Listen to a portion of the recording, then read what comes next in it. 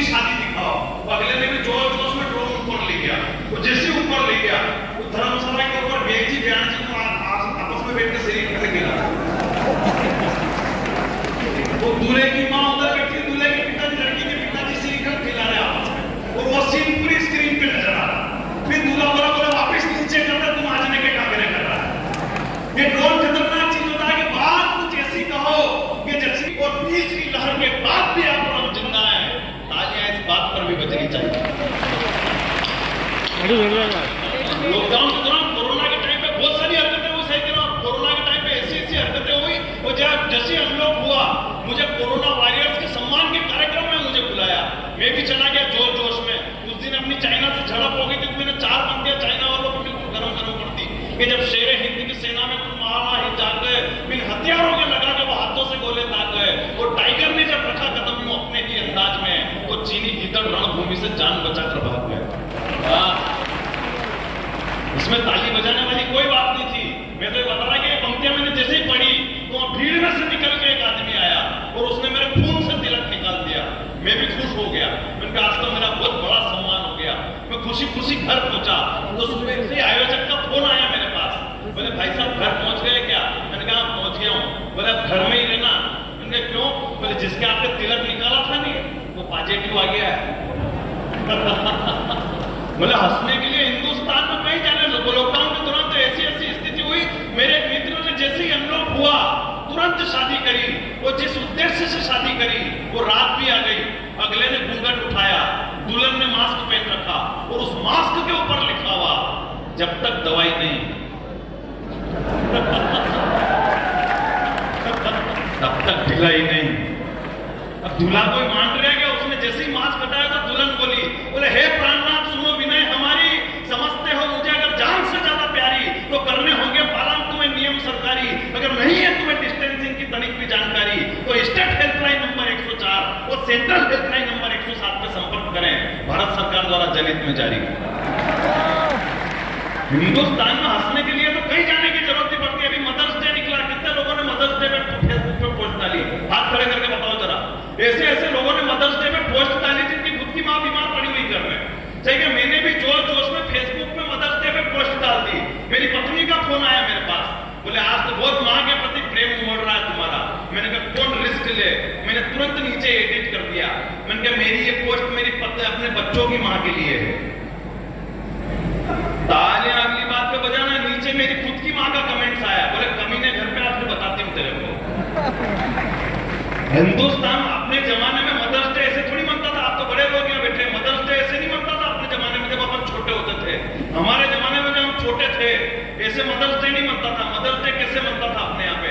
जैसे अपने से कोई गलती हुई और अपन माँ के हत्थे चढ़े, फिर जो आधे घंटे तक अपनी कुटाई होती थी, कभी बेलन पड़ता था, कभी लात पड़ती थी, कभी घूसे पड़ते थे, आधे आधे घंटे तक अपना मदर्स डे मनता था। और तालियां अगली बात पे बजाना। इतना मदर्स डे मनने के बाद भी अपन चुप रहते थे क्योंकि शाम को घर पे फादर आते थे, और अपन बिल्कुल भी नहीं चाहते कि एक ही दिन में 2-2 त्योहार मने। बात हो जाए तो जरा तालियों से सूचित करना। सही करके रहो। अपने हिंदुस्तान में हंसने के लिए कोई जाने की जरूरत नहीं पड़ती। लेकिन साहब 1-2 टिप्पणी से शुरुआत करना चाहता हूं। ये तो आपसे जुड़ने की बात थी इतनी देर, लेकिन एक टिप्पणी से शुरुआत करना चाहता हूं। बड़े लोग बैठे हैं, मैं केकड़ी की धरा पर पहली बार आया हूं। बड़ी टिप्पणी से शुरुआत करना चाहता हूं। मैं अभी राजस्थान के तपासन के कवि सम्मेलन में गया था। वहां कवि सम्मेलन शुरू होने से पहले मैंने एक राजस्थानी व्यक्ति से पूछ लिया, आप राजस्थानी अपने ऊपर गर्व करना अगली बात अगर आपको समझ में आ जाए। मैंने उस राजस्थानी व्यक्ति से पूछ लिया, मैंने को बंबई के अंदर एक हीरो रणवीर सिंह करके, उसने भी सारे कपड़े उतार दिए थे। मालूम होगा आप लोगों, कितने लोगों को मालूम है? फिर बंबई हाँ तो ऐसी गर्दन ले रहा है जैसे बुशर्ट इन्होंने खोला था ऊपर का। सही करा। वो रणवीर सिंह ने कपड़े उतार दिए। मैं उस राजस्थानी व्यक्ति से पूछ लिया, मैंने कहा बंबई के अंदर एक हीरो रणवीर सिंह करके, उसने भी सारे कपड़े उतार दिए, पूरे हिंदुस्तान में हल्ला मच गया। तुम राजस्थान वालों को कोई फर्क नहीं पड़ा? तो उस राजस्थानी ने जो पलट कर जवाब दिया, इस सदन की बड़ी तालियां पीछे तक देखना चाहता हूं। मैंने उस व्यक्ति से पूछा, मैंने कहा बंबई के अंदर हीरो ने सारे कपड़े उतार दिए, पूरे हिंदुस्तान में हल्ला मच गया, तुम राजस्थान वालों को कोई फर्क नहीं पड़ा? तो उस राजस्थानी ने पलट कर जवाब दिया कि इन कटपुंजों को हमने कभी हीरो माना ही नहीं।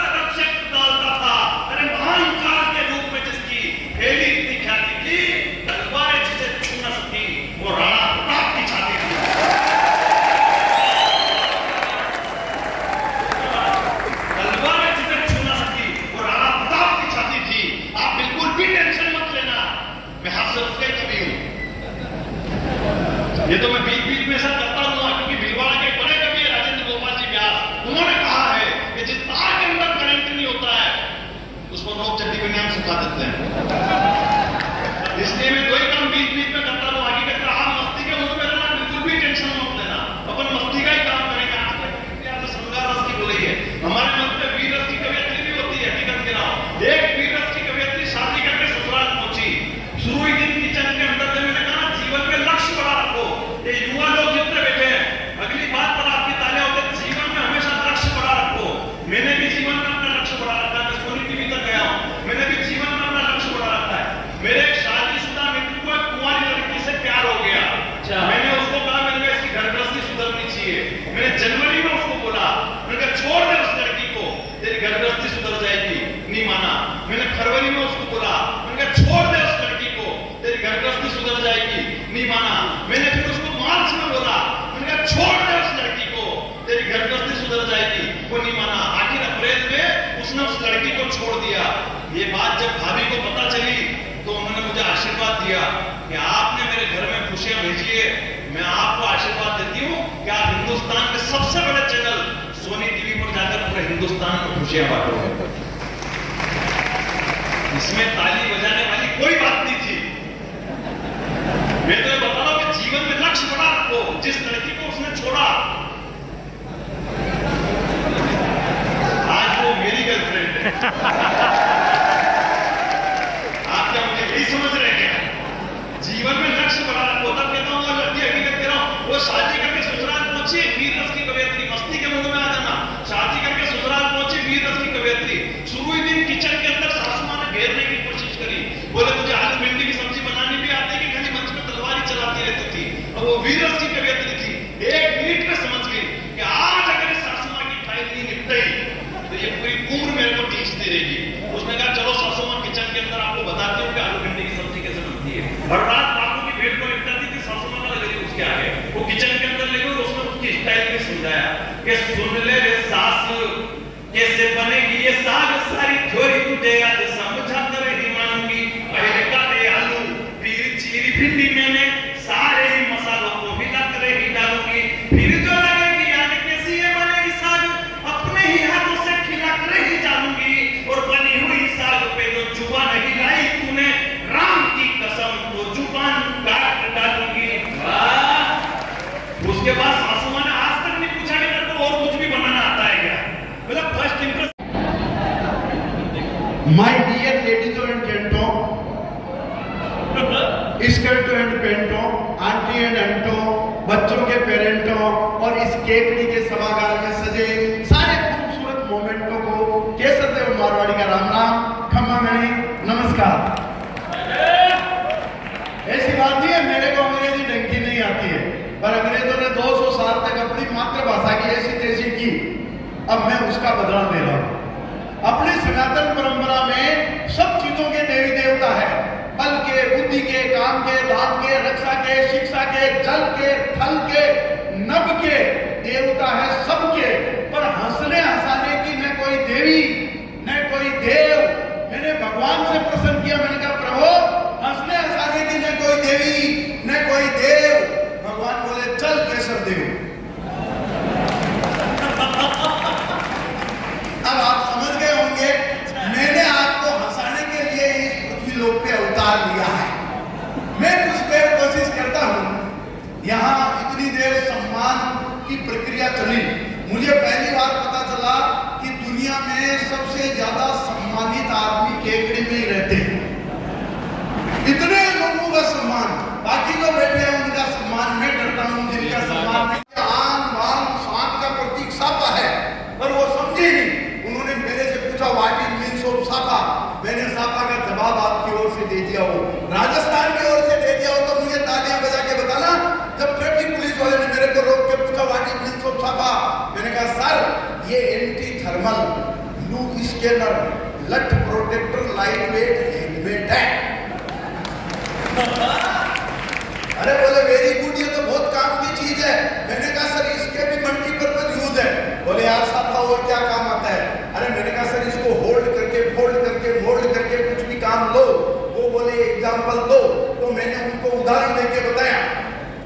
मैंने कहा सर इसको गोल करके तकिया, रोल करके रस्सी, खोल करके चादर बना सकते हैं, अरे झोल करे तो ये थैला बन जाता है और सिर पर लगते ही आदमी मारवाड़ का छेला बन जाता है। ये तो एक फेंटा है। फेंटा क्या एक फैंटेसी है, इसकी आड़ में तो बदसूरती आती हो जाती है और इस साइनबोर्ड के लगने से तो कई गंजों की शादी हो जाती है। ये अपने राजस्थान की मस्ती है। मैं बताऊं, मैं मारवाड़ी का रहने वाला, मारवाड़ी जानने वाला, मेरी लुगाई है इंग्लिश मीडियम पढ़ी हुई। जब मैं मारवाड़ी में गिचपिच करता हूं तो उसके पल्ले नहीं पड़ती, जब वो अंग्रेजी में गिचपिच करती है तो अपने पल्ले नहीं पड़ती। इस प्रकार भगवान शांतिनाथ की कृपा से हमारे घर में बहुत शांति रहती। एक दिन मैंने उसको लाड में कह दिया तू तो गेली है, वो इंग्लिश मीडियम वाली समझे ही नहीं, उसने मेरे से खट काउंटर क्वेश्चन किया, व्हाट इज मीन्स ऑफ गेली। अब मैं ये थोड़ी कहता तू बावली है, अरे मैंने कहा गेली means lovely, beautiful, charming, mind blowing and you can say just like लेला। वो तो खुश होकर मेरे गले लिपट गई, बोली then you are also very गेला। ये अपनी भाषा की मस्ती है। मैं अभी जयपुर शिफ्ट हो गया। जयपुर में मैं जिस पार्टी में जाता हूँ, वाइफ साथ जाती है तो वो गुलाबी साड़ी पहन के जाती है। मैंने पूछा ऐसा क्यों? बोले इसे कहते हैं कलर मैचिंग कॉन्सेप्ट। मैंने कहा मैं समझा नहीं। बोले देखो जयपुर को कहते हैं गुलाबी नगरी, पिंक सिटी, गुलाबी नगरी में गुलाबी साड़ी, इसे कहते हैं कलर मैचिंग कॉन्सेप्ट। और मैंने कहा वेरी गुड। मैं पिछले दिनों लाल किला गया, एसडीएम साहब वो लाल साड़ी पहन के गए, कलर मैचिंग कॉन्सेप्ट। मैं हरियाणा गया, वो हरी साड़ी पहन के गई, कलर मैचिंग कॉन्सेप्ट। में पीली बनना गया, वो पीली साड़ी पहन के गई। बुद्धि प्रकाश जी, मैंने तो अज्ञात आश्रम करके चलते नागालैंड का टूर तो कैंसिल ही कर दिया।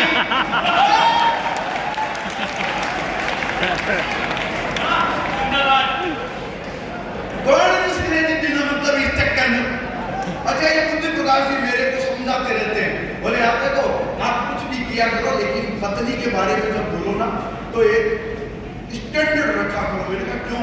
बोले बीवी जो होती है वाइफ, वो भगवान का प्रसाद है, उसको बड़े इज्जत से, बड़े मान से, बड़े सम्मान से रखना चाहिए। मैंने कहा अच्छी बात है, पर एक बात बताओ, बुद्धि प्रकाश जी आजकल बहुत ज्ञानी हो गए, तो मैंने कहा ज्ञानी महाराज एक बात बताओ, लुगाई अगर भगवान का प्रसाद है तो ये आजकल जो गर्लफ्रेंड होती है वो क्या है? अब ये भी ज्ञानी बोले वो होती तो वो भी भगवान का प्रसाद है, पर वो बेलू जी का प्रसाद है। और आप जानते हो बेलू जी के प्रसाद को कभी घर नहीं ले जाना चाहिए, ये कांकड़ तक का मामला है। अच्छा मैंने तो अलग अलग लोगों से पूछा साहब, वाइफ और गर्लफ्रेंड में क्या अंतर है? अलग अलग लोगों ने अपने अपने राय दी। मैंने एक सोनी जी थे, उनसे पूछा, मैंने कहा सर बीबी और गर्लफ्रेंड में क्या अंतर है? अरे बोले तो बीबी तो एकदम खराब सोना 24 कैरेट का। मैंने कहा फिर गर्लफ्रेंड? बोले वो 1% वाला। और आप जानते हो लेटेस्ट डिजाइन और बढ़िया आइटम तो 1% वाले में मिलते हैं। मैंने एक बैंक वाले से पूछा, मैंने कहा सर बीबी और गर्लफ्रेंड में अंतर बताएंगे जरा? वो बोले मैं बताता हूँ, बीबी का मतलब है सेविंग अकाउंट, बचत खाता, सारी योजनाओं का पैसा इसी में आता है, लेकिन इसमें इंटरेस्ट बहुत कम आता है।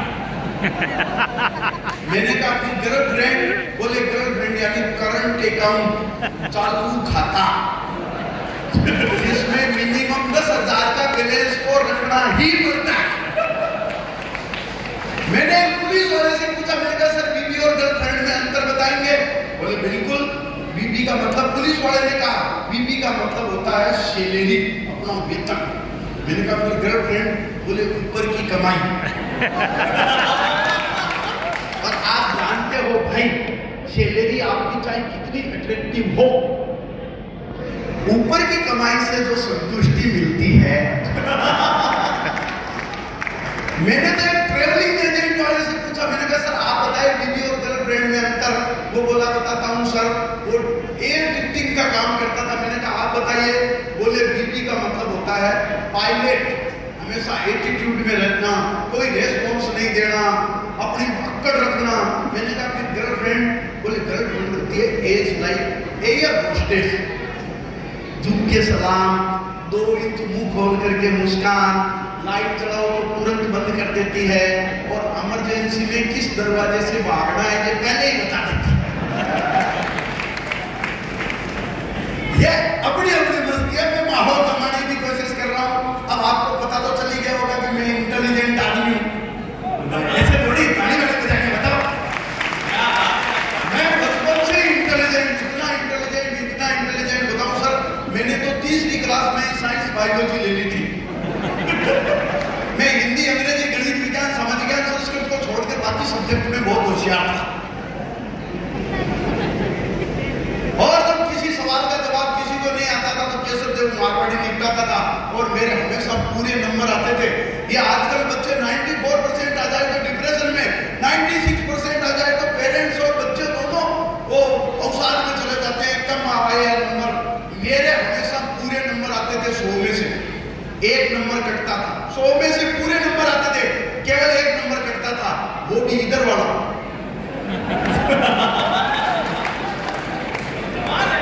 लेकिन कभी अपन ने टेंशन लिया ही नहीं, क्योंकि यार टेंशन लेने से क्या फायदा। और मैं बताऊं, आजकल तो आप अपने बच्चों को स्कूल छोड़ने जाते हैं तो कोई मोड का प्रयोग करते हैं, या तो स्कूल बस आ जाती है, या आपकी खुद की गाड़ी, स्कूटर, मोटरसाइकिल, टैक्सी, टेम्पो, जो भी। कोई बच्चा पैदल नहीं जाता, जमाना बदल गया। हम जब पढ़ते थे चेयरमैन साहब, पुराने टाइम में सब बच्चे पैदल ही जाते थे, चाहे 2 किलोमीटर दूर स्कूल हो, चाहे 5 किलोमीटर, सब पैदल जाते थे। लेकिन केशव देव मारवाड़ी ने उस टाइम भी अपना स्टैंडर्ड मेंटेन रखा।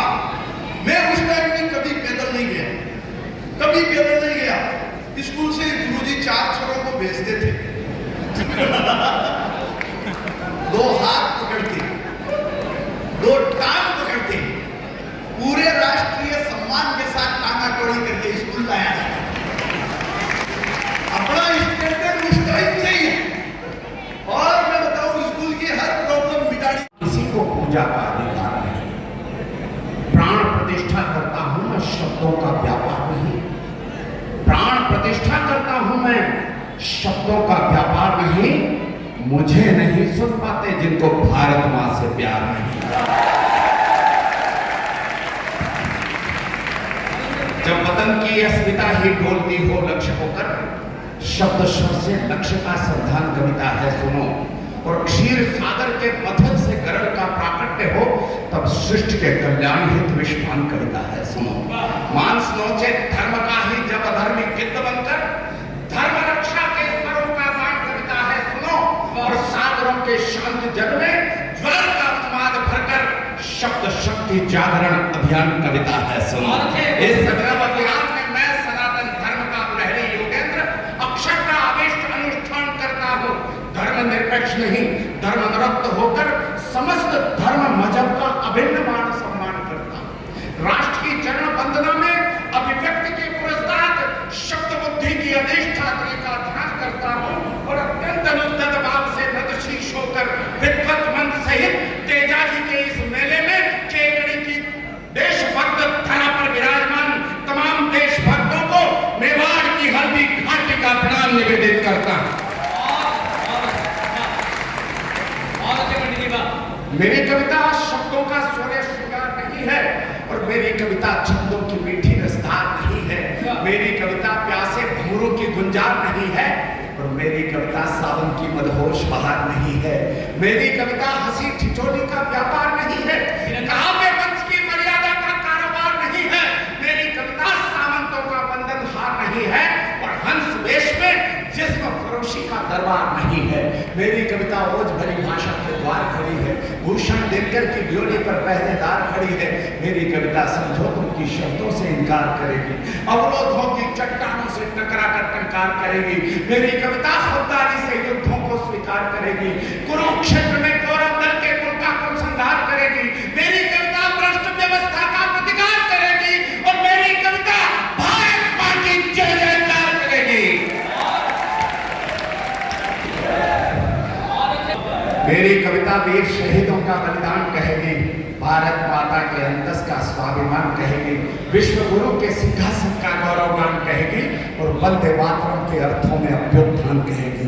मेरी कविता भोले शंकर का विश्वान कहेगी, सागर तट पर कुपित राम का शरसंधान कहेगी, कुरुक्षेत्र के मध्य पाठ से गीता ज्ञान कहेगी और शब्द शब्द में मेरी कविता हिंदुस्तान कहेगी।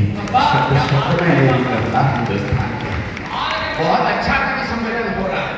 जो प्रबुद्ध लोग यहाँ पर बैठे हैं, जिनको एक पंक्ति भी लिखने का शौक है, मैं उनको पूरी श्रद्धा के साथ सैल्यूट करता हूँ। जिनको पढ़ने का शौक है, पुस्तकें पढ़ने का शौक है, मैं उनको दोनों हाथों से प्रणाम करता हूँ। और मैं जानता हूँ कि कवि सम्मेलन हो रहा है, कवि सम्मेलन का मंच है, तो ऐसे लोग निश्चित रूप से यहाँ पर बैठे हैं। मैं देश के स्वाभिमान की बात किया करता हूं।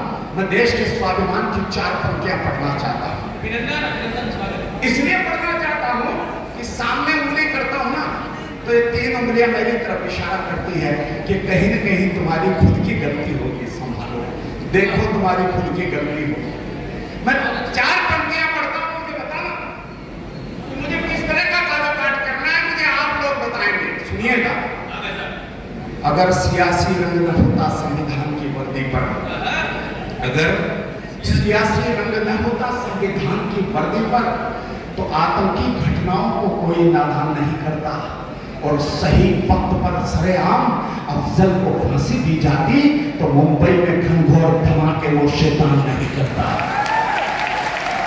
एक शीश के बदले में, हाथों को उठाना जो आगे जिम्मेदार लोग बैठे हैं, एक शीश के बदले में, यदि 10 हमने काटे होते तो रणवीरों का पतन व्यर्थ में फिर बलिदान नहीं करता और 2-4 दरिंदों की फांसी, 2-4 लफंगों की फांसी यदि लाल किले पर हो जाती तो भारत में घुसने की हिम्मत पाकिस्तान नहीं करता। कमजोर हो गया, कमजोर हो गए, लेकिन मैं जानता हूं सभी लोग देशभक्ति का भाव लेकर बैठे होंगे। 2 पंक्तियां अपनी परीक्षा के लिए पढ़ना चाहता हूं। मैं केवल पहली बार आया, जो कुछ पढ़ूंगा नया होगा, लेकिन एक मेरी साधना चल रही है। मेरा एक संकल्प है कि इस देश का जो नक्शा हमें दिखाया जाता है, वो नक्शा हमारा नक्शा नहीं है। उसमें से कश्मीर का 81% भाग पाकिस्तान के कब्जे में है और 43% हिस्सा चीन के कब्जे में है। चीन ने कब्जा कर रखा। 54% कश्मीर पर विदेशियों का कब्जा है। हमको जो नक्शा दिखाया जाता है, नक्शा देखने का नक्शा है, 54% कश्मीर आज भी विदेशियों के कब्जे में है। 2 बार दोनों सदनों में प्रस्ताव पारित है कि हम हमारी जमीन वापस लेकर रहेंगे, लेकिन पता नहीं बहुत समय से ये आवाज नहीं उठी। मेरी प्रतिज्ञा है, मेरा संकल्प है कि मैं देशभक्त जनता के बीच जाऊंगा, उनके समक्ष अपनी बात को कहूंगा। अगर वो जनता समर्थन कर देगी तो मेरी आवाज दिल्ली तक पहुंचेगी और भारत माता का मस्तक संपूर्ण हो जाएगा। इस संकल्प को लेकर घूम रहा हूं। मैं 2 पंक्तियां पढ़ता हूं, अपनी परीक्षा लेता हूं कि मैं किन लोगों के समक्ष खड़ा हूं। अगर आप उन 2 पंक्तियों को समझकर मुझे आशीर्वाद देंगे तो मैं कविता को आगे बढ़ाऊंगा। सुनिएगा। हार नहीं मानी थी हमने युग के चांद सितारों से। कविता सुनने वाले लोग भी निश्चित रूप से आए होंगे।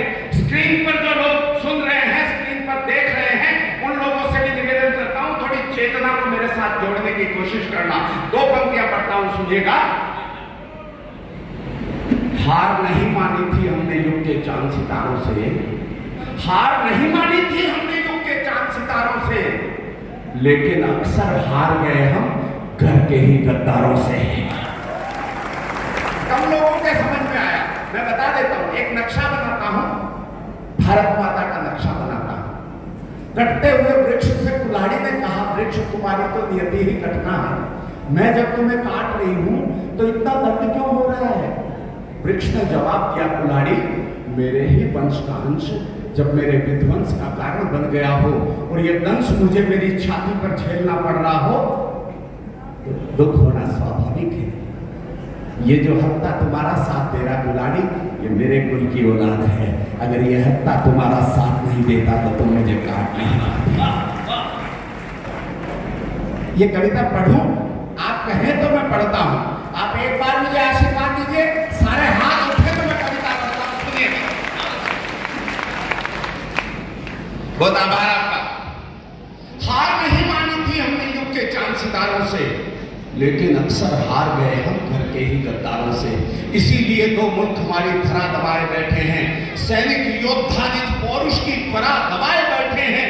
भारती माँ का है ये बस केवल कश्मीर नहीं, स्वाभिमान की स्वर्ग धरा है, असुरों की जागीर नहीं। जहां मुखर्जी का बलिदानी घोष गूंजता नारों में, ब्रिगेडियर उस्मान दफन है घाटी के गलियारों में। जिस धरती पर लौह पुरुष की गौरव गाथा अंकित है और खंड खंड भूखंड जोड़कर भारत माता अंकित है। पाक चीन के व्यक्तित्व वाला, पाक चीन के कब्जे वाला वो कश्मीर हमारा है और भारत मां का मस्तक हमको प्राणों से भी प्यारा है।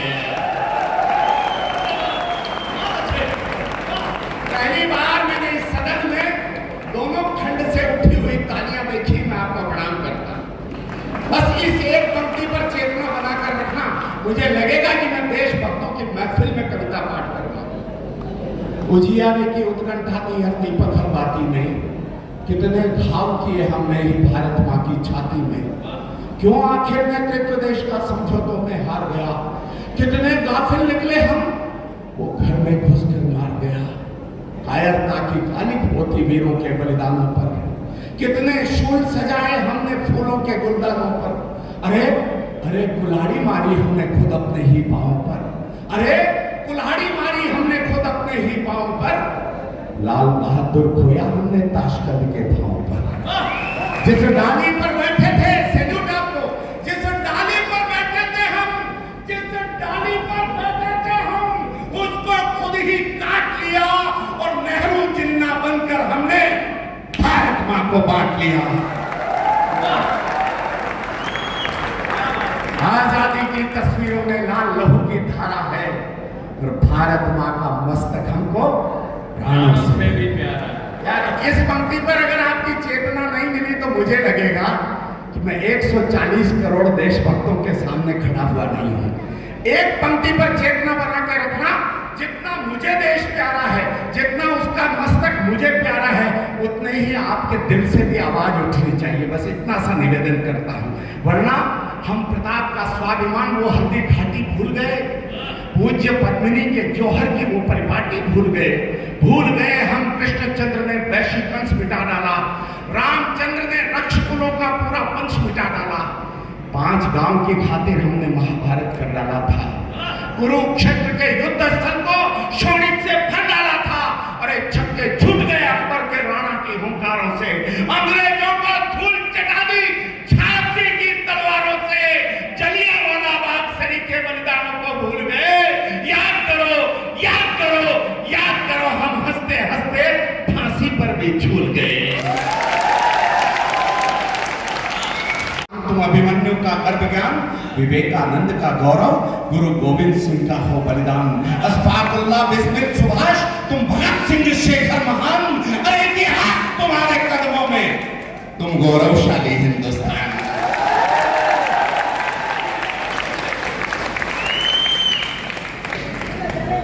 इतिहास शौर्य की गाथाओं के भिन्न नहीं हो सकते हैं, बलिदानी पथवीरों के पद चिन्ह नहीं खो सकते हैं। कुरुक्षेत्र का कण कण मानो रक्तांजलि का प्यासा है, हल्दी घाटी माटी को फिर बलिदानों की आशा है। ऋषि अगस्त की संतानें हम महासिंधु पी जाएंगे, महाक्रांति के कदम उठे तो सिंहासन थर्राएंगे। दिनकर की तर्राई जागो, सारा देश जगाना है। दानव दुष्ट तरिंदों का नाम निशान मिटाना है।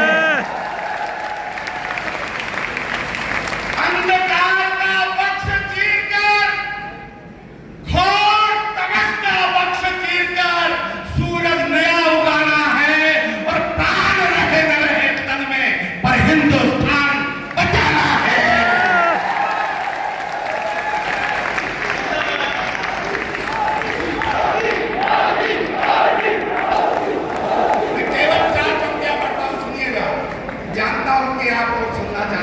लेकिन बहुत लंबी टीम है। मुझे बीच में खड़ा किया गया।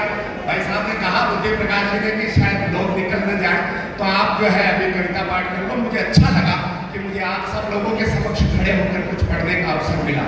मैं अंतिम पंक्तियां पढ़ता हूँ और अपनी वाणी को विराम देना चाहता हूँ। थोड़ा मुझे और हिम्मत देना, हौसला देना। मैं नशे में रहूं, भीलवाड़ा पहुंचूं जब तक। क्यों? इसलिए निवेदन करता हूं कि हमारी परंपराएं ऐसी रही है। याद करो जलियांवाला, जब मौसम आदमखोर हुआ, इनकलाब के नारों में तक बलिदानों का दौर हुआ। कौन सजा देता डायर को? कौन सजा देता डायर को? वो शासन ही हत्यारा था, पर उधम सिंह ने उस डायर को लंदन जाकर मारा था।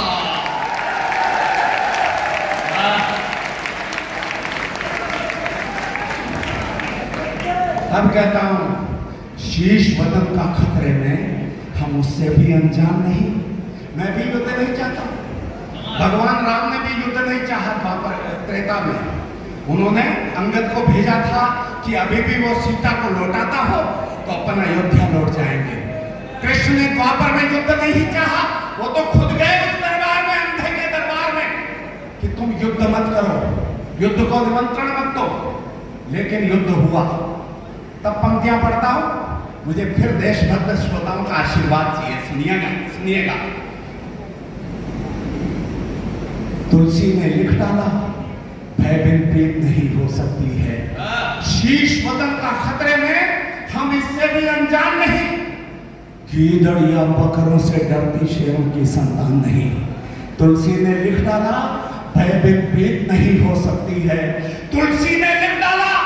छोटे से बड़े मेरे भाई भी बैठे हैं, बुजुर्ग लोग, मेरे पिता समान लोग बैठे हैं, बड़े अधिकारी बैठे हैं। तब निवेदन करता हूं, तुलसी ने लिख डाला, भय बिन प्रीत नहीं हो सकती है, और युद्ध घोष के बिना हमारी जीत नहीं हो सकती है। युद्ध ठान कर सीमाओं पर कदम बढ़ाना ही होगा। अरिमुंडों से चामुंडा का वक्ष सजाना ही होगा। जिस दिन भारत गीदड़ या बकरे की मुंडी काटेगा, जिस दिन भारत गीदड़ या बकरे की मुंडी काटेगा, अरे पाक, चीन के अमेरिका भारत के तलवे चाटेगा।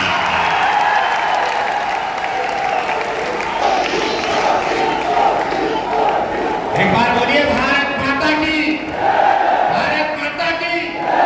आपके समक्ष खड़ा हूं, मेरी उम्मीदें बढ़ जाती है। नहीं बिगड़ा, फिर से निर्मल कर सकते हो तुम गंगा के धारों को, फिर दावानल कर सकते हो दहक रहे अंगारों को, फिर ओंकार बना सकते हो इंकलाब के नारों को, तो मुट्ठी में कर सकते हो सूरज चांद सितारों को।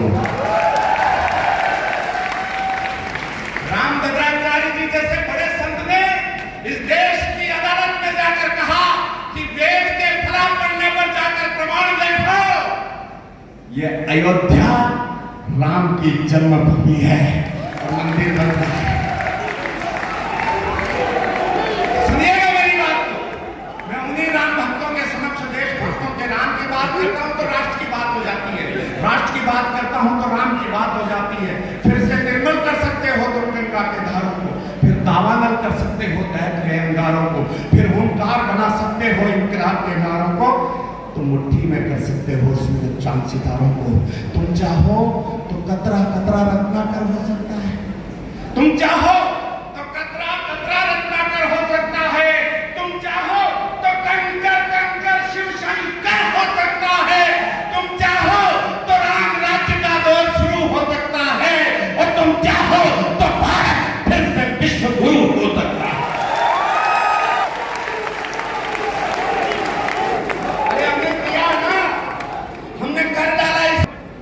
कलुष नृत्य के विशिष्ट वृक्ष को त्वरित उखाड़ दिया हमने। 7 दशक से जमी गर्द को पल में झाड़ दिया हमने। कलुष नृत्य के पत्रकार बंधु जो बैठे हैं, मेरा भाई बैठा ज्ञान यहाँ पर, तब कहता कलुष नृत्य के विशिष्ट वृक्ष को त्वरित उखाड़ दिया हमने। अरे 7 दशक से जमी गर्द को पल में झाड़ दिया हमने। पक्ष पक्ष में अमर तिरंगा झंडा गाड़ दिया हमने। आज मौका है जब कन्याकुमारी में भी तिरंगा फहराता है और लाल चौक पर भी तिरंगा फहराता है। धनुष नृत्य के अंतर्गत मुझे हिम्मत देना, हौसला देना। धनुष नृत्य के विशुद्ध वृक्ष को त्वरित उखाड़ दिया हमने। 7 दशक से जमी गर्द को पल में झाड़ दिया हमने। अरे पक्ष पक्ष में अमर तिरंगा झंडा गाड़ दिया हमने और दफा 370 वाला पन्ना फाड़ दिया हमने।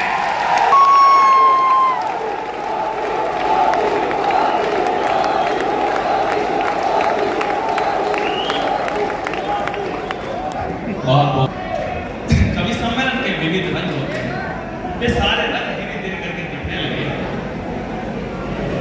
इन्होंने बहुत अच्छी कविता सुनाई।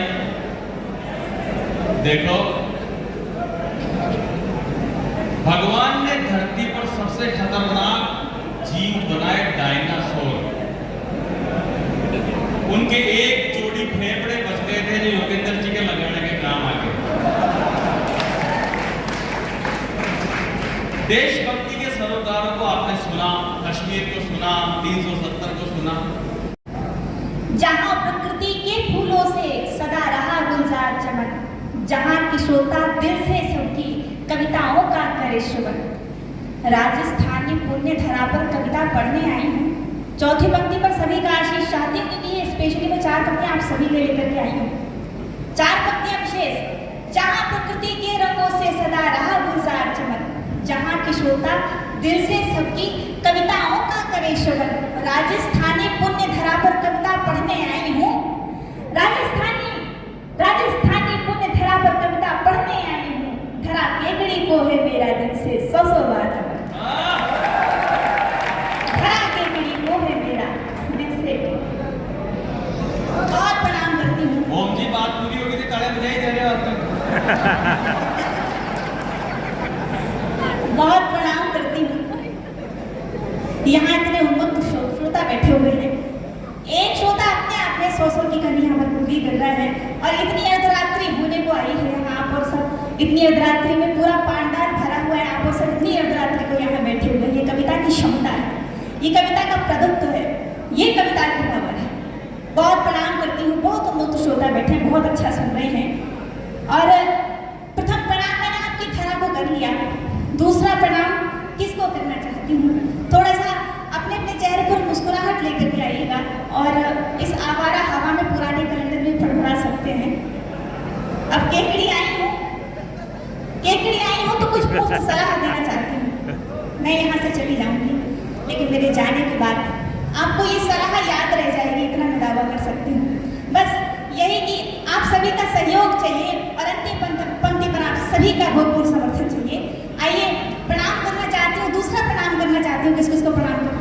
स्वागत, मस्ती से पढ़ो, आराम से सुने कि पत्नी की हाँ में हाँ मिलाने वाले पतियों को श्रीमती के प्यारे श्रीमानों को प्रणाम है। अच्छा, किस किस को प्रणाम है? सुनना कि पत्नी की हाँ में हाँ मिलाने वाले पतियों को श्रीमती के प्यारे श्रीमानों को प्रणाम है। कोरोना में छोड़ गई जिन्हें प्रेमिकाएं ऐसे दिल जले नौजवान को प्रणाम है।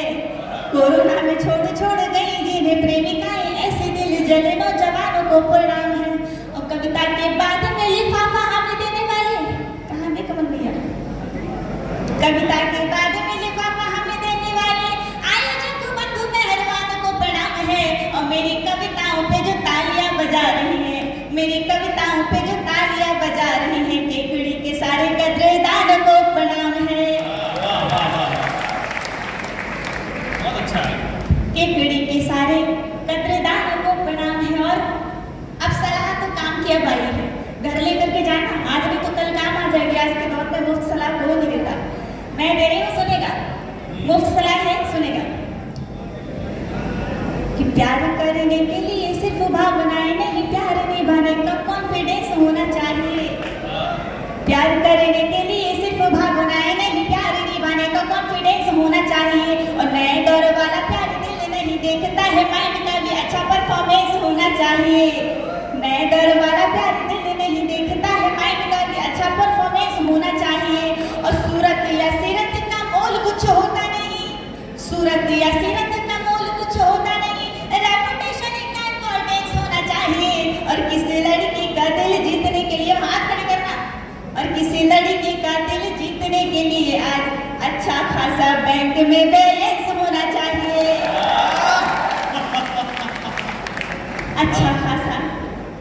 में मुझे मालूम है ये आपके काम की बात है। और सुनेगा एक मुफ्त सलाह और कि देख देख कर जिन्हें आंखें का मुजोर पड़े उन अखियों से कभी प्यार मत कीजिए। पीछे वाले विशेषकर आपके लिए सलाह है, सुनेगा कि देख देख कर जिन्हें आंखें का मुजोर पड़े उन अखियों से आंखें चार मत कीजिए। और प्रेमिका को गिफ्ट देने के लिए जो पैसे ना हो किसी भी दुकान पे उधार मत कीजिए। प्रेमिका को गिफ्ट देने के लिए जो पैसे ना हो किसी भी दुकान पे उधार मत कीजिए।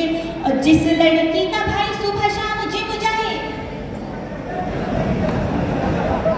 जिस लड़की का भाई सुबह शाम जिम जाए, उसकी गले को कभी पार मत कीजिए, उसकी गले को कभी पार मत कीजिए। और आत्मा से ज्यादा एटीएम पे नजर रखे, आत्मा से ज्यादा एटीएम पे नजर रखे। ऐसी लड़कियों से कभी प्यार मत कीजिए। बहुत प्रणाम करती हूँ। थोड़ा सा बस इसलिए आप सभी के रंग में आई कीजिए, क्योंकि मैं मूलतः श्रृंगार रस की कवित्री हूँ, श्रृंगार पढ़ती हूँ, प्रेम पढ़ती हूँ, लेकिन थोड़ा सा आपके रंग में मैंने बिल्कुल कोशिश होगा। श्रृंगार रस की कवित्री है, थोड़ा सा तेज, थोड़ा सा आराम से, एकदम रेलगाड़ी को भगाओ मत। श्रृंगार मतलब एक श्रृंगार देख रहे हैं लोग, जैसे एक तुमने कानों पे लगा रखे हैं तो ये ऊपर से लगा रखे हैं, अंदर से ही उगे हैं। इतना गहराई से देख रहे श्रृंगार को लोग, इसलिए डूब करके सुनने वाले लोगों का रेस्पॉन्स थोड़ा लेट आता है, थोड़ा धीरे धीरे करके चलो। जरा जोरदार तालियां से थोड़ा सा हंसाने का प्रयास किया, थोड़ा सा हंसाने का प्रयास किया, क्योंकि कभी लिखा किसी के होठ खिल जाए यही अरमान काफी है। कविता कब शुरू होगी? किसी के होठ खिल जाए यही अरमान काफी है। तुम्हारी इस घड़ी की बस यही मुस्कान काफी है, तुम्हारी इस घड़ी की बस यही मुस्कान काफी है। और तरन्नुम एक ताना सुन के ये भी आजमा लो तुम, हजारों गम भुलाने को बस एक मुस्कान काफी है। बहुत बड़ा थोड़ा सा मैंने प्रयास किया। आइए आप सभी को मुद्दा श्रृंगार से जोड़ती हूँ और अब आप सभी का मन मांगती हूँ, क्योंकि मैं जानती हूँ यहाँ बहुत होता हुआ मुझ तक पहुंचा है। यहीं से कुछ बातें उठाता हूँ और आप तक वापस पहुंचाता हूँ। माँ शारदा ने एक प्रसाद मुझे दिया, वो प्रसाद वापस आप तक बांटना चाहता हूँ, लेकिन उसमें एक शर्त है। बेटा बात उसमें एक शर्त है कि एक एक श्रोता की तालियां अगर बजती रही तो ये कविता यही बनती रहेगी, आगे बढ़ती रहेगी, चलती रहेगी। अगर आपकी तालियां बंद हो जाएगी तो ये कविता में बंद हो जाएगी। मैं शुरुआत करता हूँ, सुनिए कि देवकरण ने सरस्वती की करी अर्चना पूजा, देवकरण ने सरस्वती की करी अर्चना पूजा।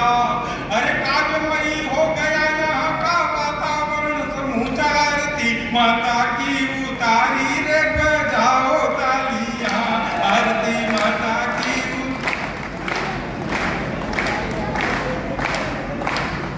हाँ ऐसे सुनने मजा आता है, बहुत अच्छे। ऐसा बैठ जाओ आने पुत्र, काली शर्ट, बहुत देर से तो 5-6 चक्कर लगा लिए। सुनो जाते जाते कि बेट